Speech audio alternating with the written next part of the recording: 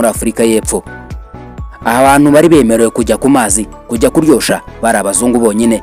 Abirabura bagakomeza gukora imirimo ivunanye, batemerewe kujya gutembera cyangwa se ngo bajye kurya ubuzima.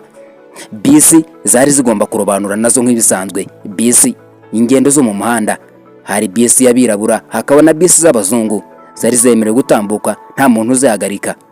Ahantu hose muri iki gihe muri Afurika y'Epfo habaga handitswe ijambo whites only, cyangwa se bivuze abazungu bonyine. Ni ukuvuga ko hari ibintu byari bigenewe abazungu gusa, bitariwe bigenewe umwirabura wo muri Afurika y'Epfo.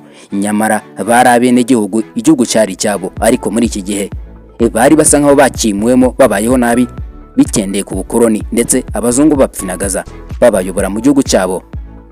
Kuvanga, guturana byari icyaha, ndetse gushingiranwa cyari cyagihanwa n'amategeko cyane, cyari gikomeye. Nta mwirabura wari wemerewe gushingiranwa n'umuzungu, kubera ko cyari icyaha, warafungwaga cyangwa se ukicwa.